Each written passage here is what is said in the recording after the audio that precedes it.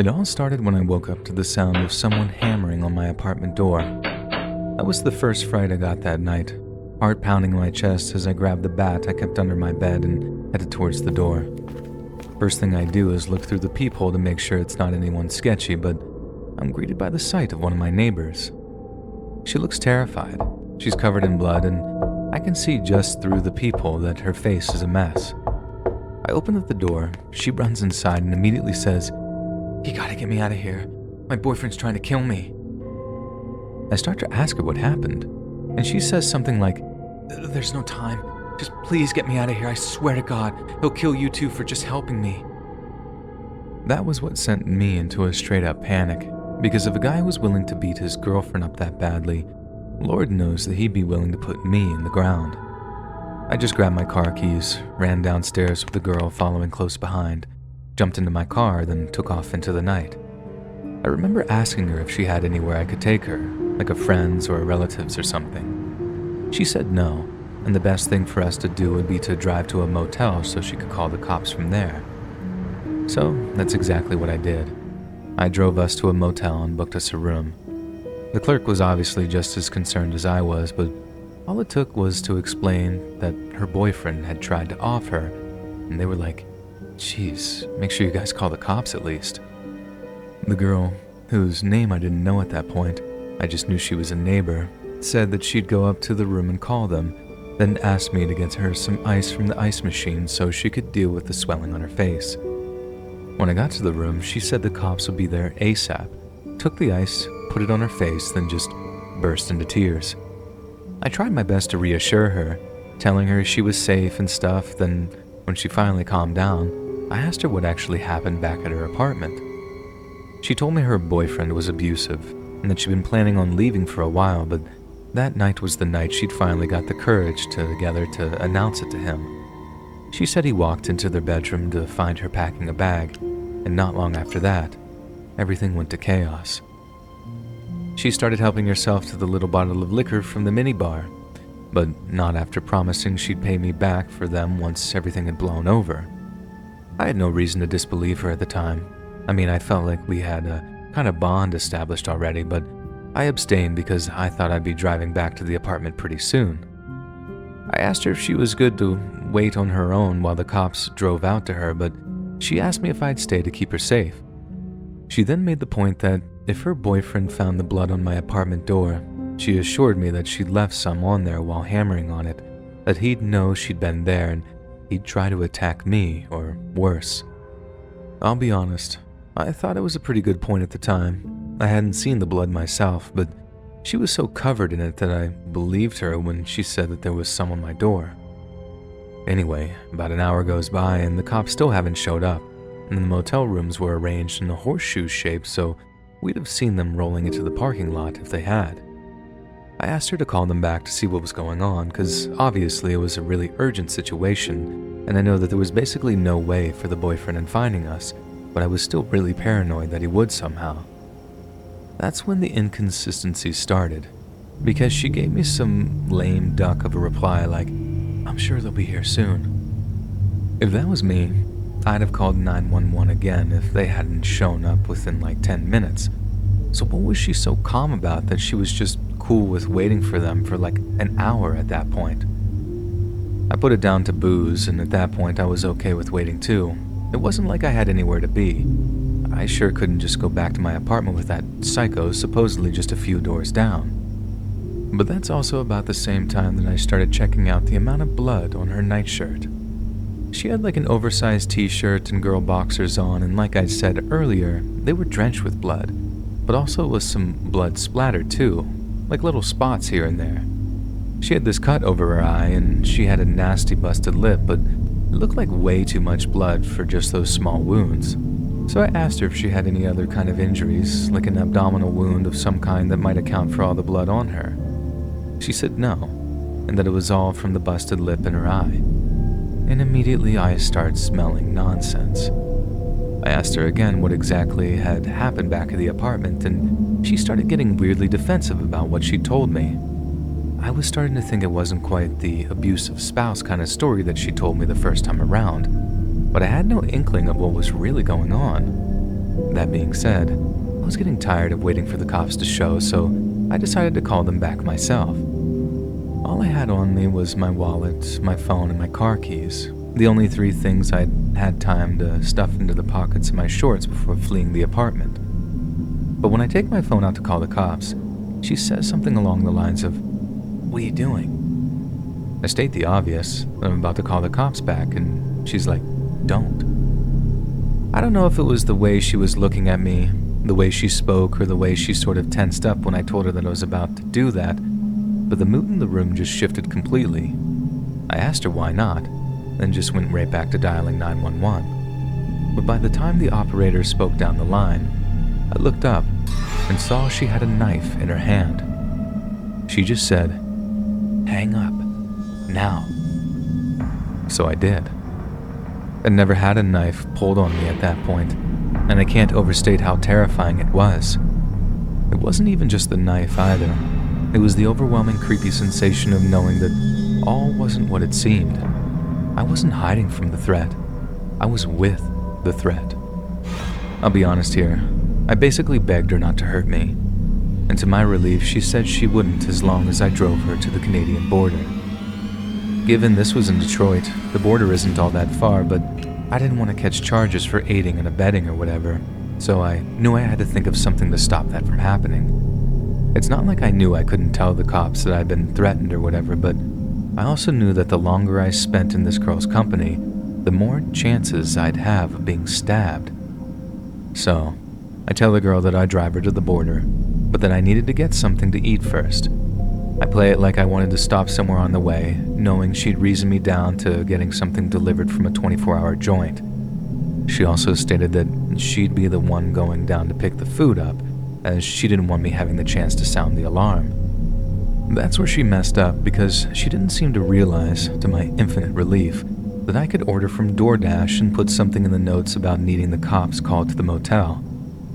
My whole plan hinged on there being a driver around that late at night, but thank God there was, and I was even able to show her the order without bringing up the notes section that mentioned needing 911 called to the motel. And the cops played it perfectly too. They showed up without any lights and sirens on, didn't park in the lot, walked up to the motel room without being spotted from the window, then just knocked on the door like they were a delivery driver. She walks over, opens up the door, then boom, they had a gun and a taser drawn on her before she even knew what was happening. She had the knife tucked into the back of her girl boxers, but the cops were wise to her drawing on them, and she hit the floor hard after they hit her with the taser. Turned out they'd been looking for her because, get this, she was the abusive partner who'd stabbed her boyfriend almost to death before finding some poor schmuck, i.e. me, to drive her to the border. Dude almost bled to death in their apartment but managed to crawl to another neighbor's place to get help. You should have seen the amount of blood in the hallway when I got back to my apartment building, and the whole place was crawling with cops and forensic gear. I thought I might be able to drive over to a friend's place to stay the night, contaminating a crime scene or whatever, but they had this section of the corridor closed off so I could actually get into where I lived. The cops came to my apartment in the morning to take my statement down and to fill me in on what they thought had happened. That's how I found out exactly what the deal was. It was 100% the craziest, most frightening thing that's ever happened to me, ever in my life. And just the fact that I was part of it seems completely surreal to me. But the thing that sticks with me is how easily I swallowed her nonsense story at first. How I thought it was helping someone I knew, someone I could trust, when in reality, one wrong move, and I might not actually be around to tell you this.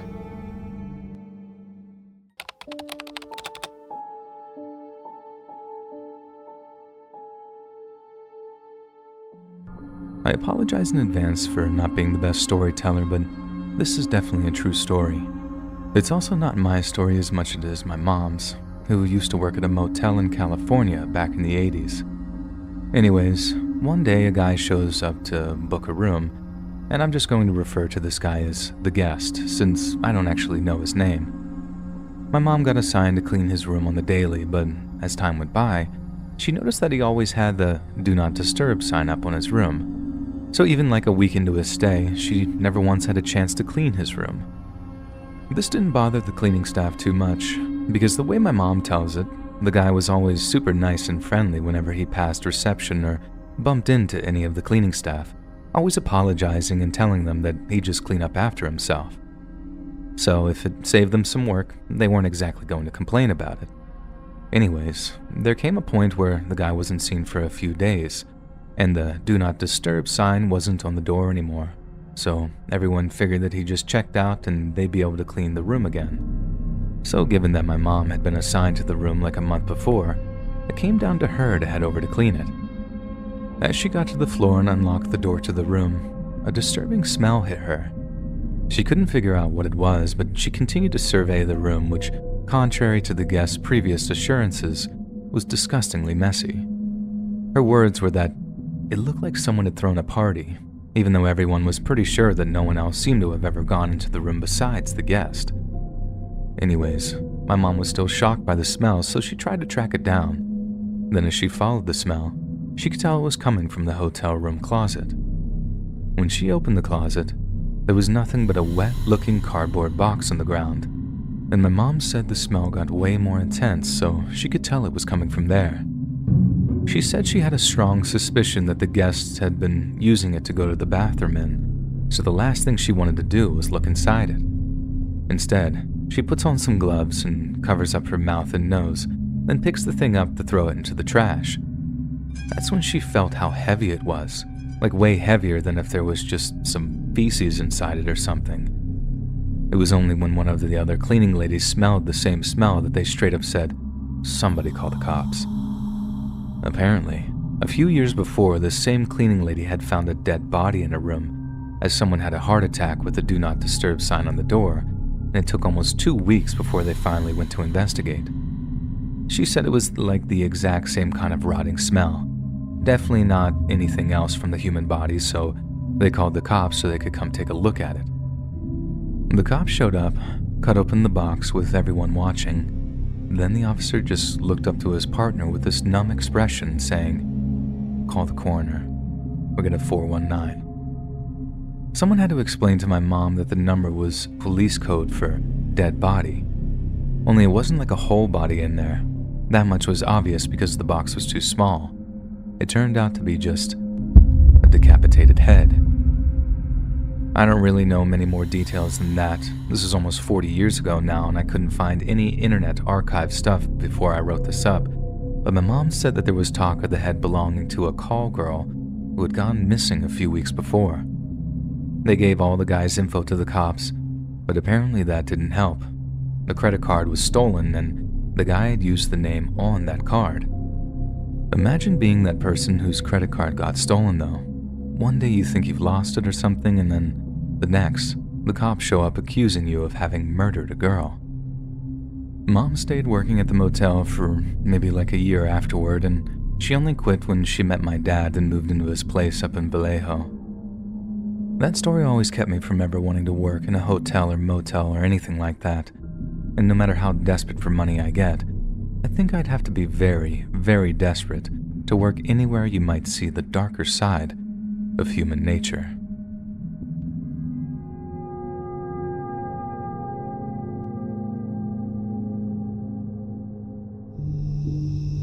I used to work at a motel that everyone said was haunted. I must have been there for maybe 6 or 7 months, and I hadn't seen anything of the sort. Granted, I don't believe in any of that kind of stuff, so it's not like I was out there with my spookometer, but one night, I had a little run-in with someone that had me questioning my stance on the supernatural altogether. So at this particular motel, we had what was basically an on-site diner that was just across from the rooms, and everything is single story. That night, we were expecting 2 elderly sisters to check in for a few nights. These 2 sisters just so happened to be friends of the owners and fairly regular guests who came to stay on the owner's dime maybe 2 or 3 times a year.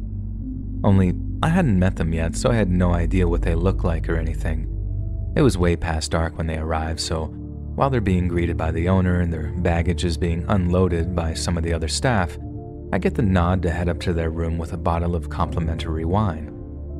So, I head to the bar in the on-site diner, grab a bottle of our best wine, then head out of the back door of the diner and around to the back of the motel. This is a pretty crucial part of the story, as I'd been told the wine had to be a surprise. They'd never have accepted it otherwise, and the owner wanted a little showmanship for his friends, or more accurately, to make it look like he'd bothered to put some effort into it prior to their arrival. Either way, it meant that I didn't see the old ladies arrive, otherwise this story basically would never have happened. There's basically no one else around, and right after I put the wine into the motel room, I head out intending on scurrying away from the room so that the ladies don't catch me having planted their little gift. Only the opposite way I was due to head, I noticed one of the hallway lights was flickering. I swear to God, it was seriously like something out of a horror movie, because I turned to look, and underneath the flickering light, wearing a long, flowing dress, is a headless figure. At this point, it's important to note something about this whole dumb story about the ghost haunting the motel. Legend has it that it was a hung woman whose body had gone undiscovered for so long that she'd rotted to the point where her neck basically tore apart from the rot and the strain. Therefore, it was a headless ghost that was haunting the motel. I know that's about the lamest ghost story you've ever heard of, right? But then imagine being me, seeing that headless figure standing under the flickering light, and you can imagine why my heart went from 0 to 60 as I looked at something that I had absolute zero explanation for. I think I gasped so loud and so much that my lungs felt like they were about to burst, and that caused the figure in front of me to turn around. Okay, it wasn't a ghost, like I said. There's no such thing as ghosts or spirits or anything of that nature. But there is such a thing as osteoporosis. Osteoporosis is a condition that severely weakens the bones of people who suffer with it. And in older folks, it can mean that they end up with some pretty painful hunching postures, or in this old lady's case, bones so weak that she could barely support her own head.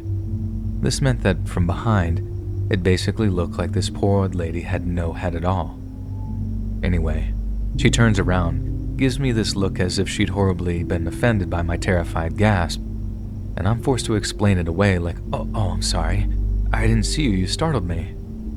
She just frowns, points up at the light, and says something snarky like, better get that fixed, young man, then waddles off along the corridor.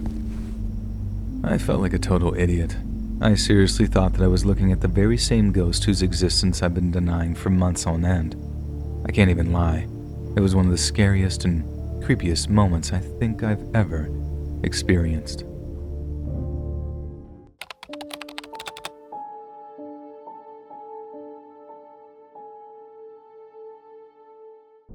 Back when I was in college down in Florida, I used to work a part-time job at this pretty upscale motel.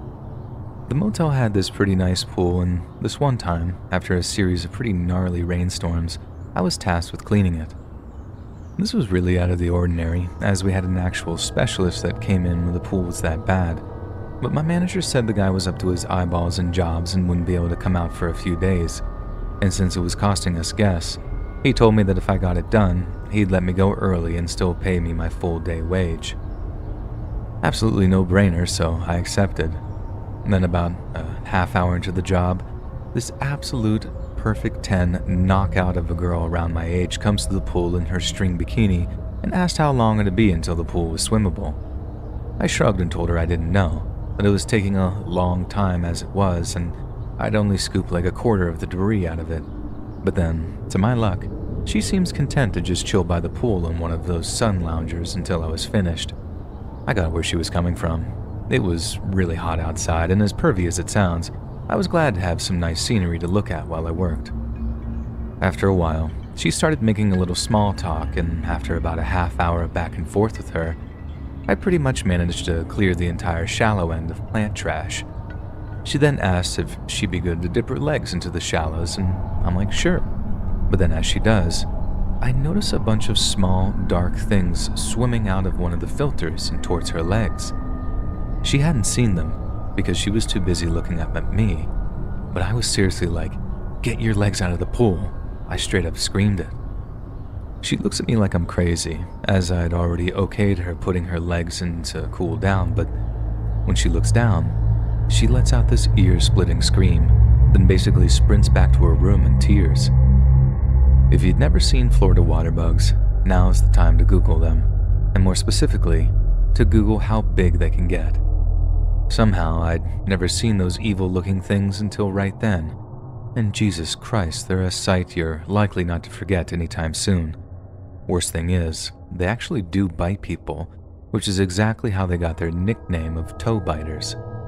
They're not dangerous, like they're not poisonous or anything, but they're just about the last thing you want to see swimming towards your legs while you're dipping them in the pool. I'm not great with bugs either, so I noped out of there and told my boss that as much as I appreciated the offer of the day off, I wouldn't be carrying on cleaning the pool that day. He was literally like, you're alright, they won't kill you if they bite you. And I straight up told him that I'd rather he fire me than make me clean the pool while those terrifying little things were swimming around in it. Thankfully, he relented and told me to close the pool off by putting the chairs around it like a little fort until the pool guy could come out and completely drain and filter the thing. Apparently, they're pretty easy to kill just by using vinegar or something, but the pool guy still uses protective gloves and stuff because, get this, the water bugs can fake being dead, then just pop back alive into tricking you into thinking you're safe. That's pure nightmare fuel to me. Florida was fun, and I'm glad I got to experience living there while I was in college. But I sure don't miss all the tropical wildlife down there, and seriously, if I never have to look at another water bug for the rest of my freaking life, it'll still be too soon.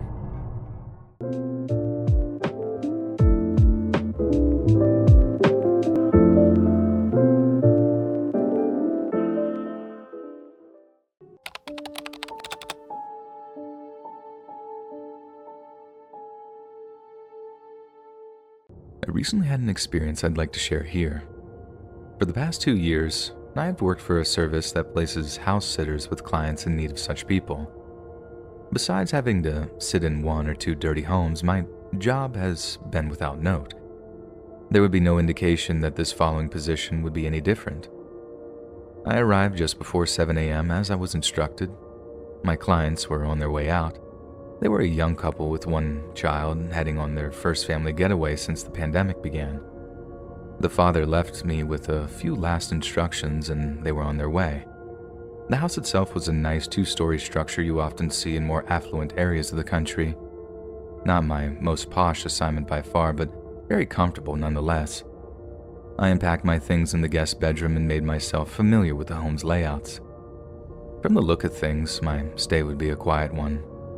I expected to spend my times as I usually do, watching a film or 2 on streaming services or catching up on my YouTube subscriptions. For the first 3 days, everything played out as I had planned. It would be the 4th, which I'd be tested in a way I never thought possible. When I rose from bed that Sunday, the sun was just beginning to peek over the trees. I prefer to awake early when I am working just in case someone is scheduled to drop by. My livelihood relies on my good reputation. I never want to endanger that, and people do talk after all. Just after 7, I sat down to do some paperwork and heard a knock at the door. I answered, and a tall, muscular, older man introduced himself as Chris. He was the neighbor directly across the street. He proceeded to warn me about a recent string of home invasions happening in the city. Although there had been no indication these criminals had designs on the specific neighborhood, he felt it was necessary to let me know this. I assumed to keep my eyes open and stay safe, and we spoke a further few minutes before he said goodbye and I returned to my work. This news was somewhat concerning, but I felt safe. The family surely would have warned me. I assumed that Christopher was being overcautious and tried to put it out of my mind. The remainder of my afternoon was wasted in front of the television, a pastime I seem to enjoy more and more as I age. At around 5 p.m., I decided it may be time to make dinner. There were several large frozen meals available, so I heated one in the microwave. Just as I was sitting down to eat, a knocking came at the door. For the second time, Chris was there to warn me. Only this time, he insisted he had noticed an SUV with dark-tinted windows driving around. They had passed down the street several times. I was kind and didn't laugh in his face, but I wanted to. I thanked him and we went our separate ways once again. I now knew who he was. Most neighbors had that retired person that stares out their windows all day, waiting for the smallest thing to happen. And this must have been Christopher. Despite his entertaining behavior, his repeated interruptions were becoming a bother to me, I thought. And I was fortunate enough to avoid any further interactions with him for the remainder of the day. I slept and rose again just before dawn. I expected Chris would arrive soon, but I was able to enjoy my morning meal and paperwork without any further annoyances. Things were pleasantly quiet, and as I sat down to watch a film, I was beginning to believe that I may have the day to myself. Unfortunately, it was not to be.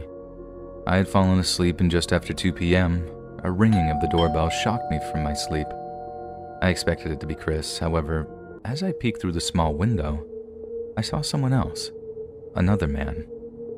He was well dressed, and I assumed was another neighbor. I put on my kindest smile and greeted this random stranger with a good morning. He looked a little confused but quickly regained his composure and asked for the homeowners. I informed him that they were out of town at the moment and told him when they would be expected back. And he just thanked me and smiled. Something about his smile was unsettling. I was unable to end the conversation before the man rushed toward the door. Out of nowhere, another man appeared and joined him. I tried to close the door, but the might of them together was too much for me. I was unsure what they wanted, but I was positive I needed to call for help as soon as possible. With no other option, I relinquished my hold on the door and ran. The men spilled in behind me. I had no immediate plan, but I noticed the stairs and sprinted up to the second floor. I just needed enough time alone to dial 911. Thankfully, I got it when I jumped into a hallway bathroom. The two men were close behind me, and fortunately, I was able to get the door closed and locked before they could reach me. I pulled my phone from my back pocket and dialed as quickly as possible. I could feel the men's bodies banging against the door as I leaned on it. The operator answered, and I gasped out my trouble between heaving breaths, and not long after, the banging stopped. A loud yelling and rumbling replaced it, and then I heard what sounded like a group of people running down the stairs. Everything went silent after that. The operator continued to talk. I put my ear to the door, and there was nothing for almost a minute. Then a faint voice said my name. It was weak at first. I almost thought it was my imagination, but then it came again. It was now much stronger and closer, and I realized it was Christopher. I meekly answered. I was still unsure of what was happening. The men are gone. I got a piece of one of them, but I guess they didn't want no more. I did consider that this may be a trap, but I took a chance and opened the door. Standing in the hall was Chris with a bleeding cut above his right eye. He had a big grin across his face, and I got the impression he'd enjoyed his brief fight with the home invaders. We exchanged "Are you okays?" and I thanked him for arriving when he did, and I meant it this time. We met the police at the door and filled them in on what had happened. The paramedics fussed over Chris's cut, but he refused care, and we spent an hour giving statements. When all was said and done, I had to admit I owed Christopher a lot, perhaps even my life. It seems like he was just happy to be right. Once the officers had gone, he wished me luck and returned home. It wouldn't be until I was alone that the seriousness of it all hit me. I spent the evening curled up in a ball on the couch and stayed there until the following morning. I was still quite shaken up, but I was alive. Christopher and I would never speak again. Other than a smile and a wave when I visited the mailbox, life had returned to normal. I didn't want to ruin my client's vacation, so I waited until they returned and notified them of the attempted robbery. They were naturally horrified and even offered me more money. I, of course, refused. I did make sure to let them know that they had an amazing neighbor.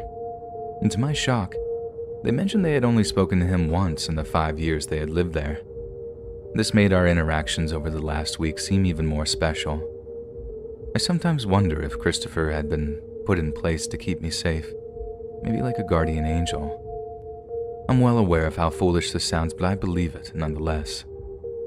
I'm pleased to say none of the other jobs have been quite as exciting as this was, and I have yet to meet another man as kind and selfless as Christopher. If you happen to be reading this, kind sir, I know no amount of thanks can ever equal your actions. On that day, you saved another man's life, a complete stranger. Somewhere out there in the world, a man lives happy today because of your selfless act. May your life be long and happy, and may your family remember you forever.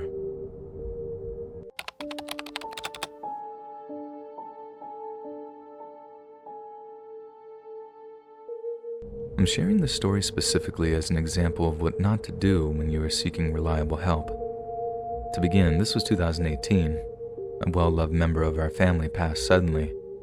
An already stressful situation was made worse because of the funeral's distant location.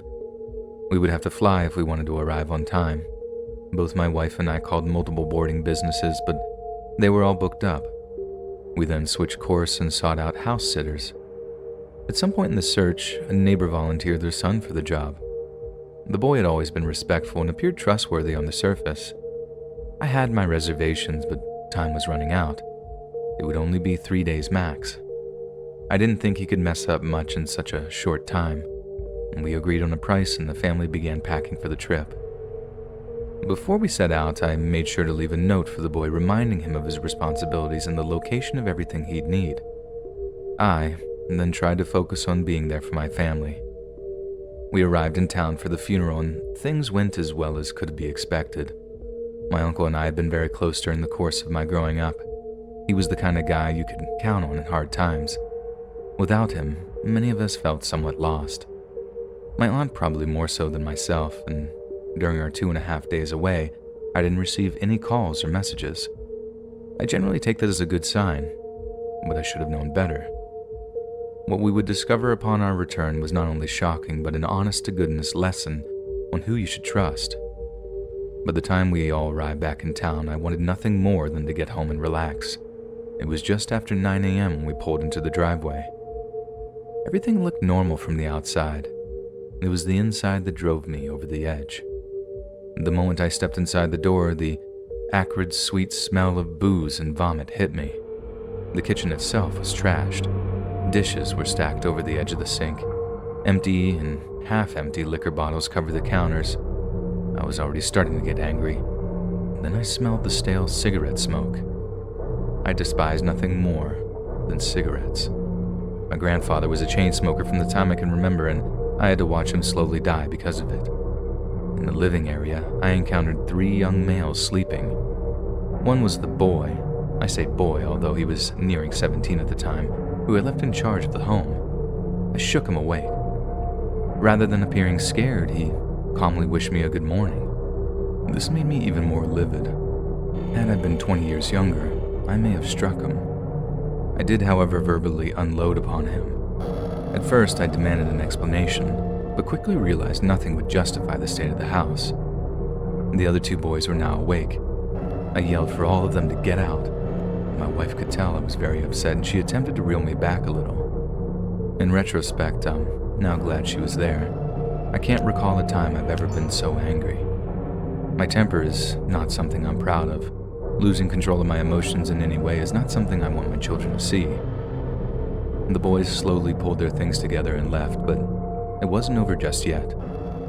My daughter noticed our lab, Roscoe, hadn't greeted us when we arrived. While I made sure the boys left, our kids began searching the house for him. When my daughter went into her room, she not only found Roscoe, but our cat, Midnight, locked in the bedroom with him. It was obvious they had been there for a whole day at least. They had both soiled the carpet more than once. These are both older, housebroken animals who haven't had an accident since they were very young. I could feel myself boiling over. The stupid little boy hadn't even left them with a source of water or food. And after all I'd seen, I had to contact the boy's father. Rather than being apologetic, he tried to stand up for him. He even gave me the "boys will be boys" line. I couldn't believe what I was hearing. Weren't there any responsible parents left in the world? I proceeded to go on a tirade, which ended with me hanging up. Now I knew where the boy got his careless attitude. My kids dealt with the animals while I began the arduous task of cleaning the house. The angel that she is, my wife told me to go away and relax for a few hours. My pride told me not to, but I knew she was correct. It did take a while, but I was eventually able to cool off enough to fall asleep. When I awoke a few hours later, it was almost as if it had never happened. The stench had all but disappeared. I'm still not sure how she did it. and the house was just as clean as we had left it. Roscoe greeted me the way he always does, and my beautiful wife gave me a cheerful kiss on the lips. In a matter of hours, things were all right in the world again. Yet, I'll never forget. When they say you get what you pay for, it is true 99% of the time. I knew I should have hired a professional. Somehow I let an acquaintance convince me to do him a favor. Not only was I guilted into it, he exploited my lack of time and tendency towards excessive frugality. The deal was just too good to turn down, and you know what they say about that too. The one lesson I'm hoping to teach everyone who reads this: listen to your instincts. They exist for a reason. We, as animals or whatever, learn from experiences and they inform our future actions. And I'll include one more, as it may be more important than the other. Hire professionals whenever possible. They usually know what they're doing, and if they aren't trustworthy, they don't tend to last too long in the business. Don't let your friends or family hook you up with a deal or tell you they're just as good. Learn from my mistake. No one ever regrets hiring the right person for the job.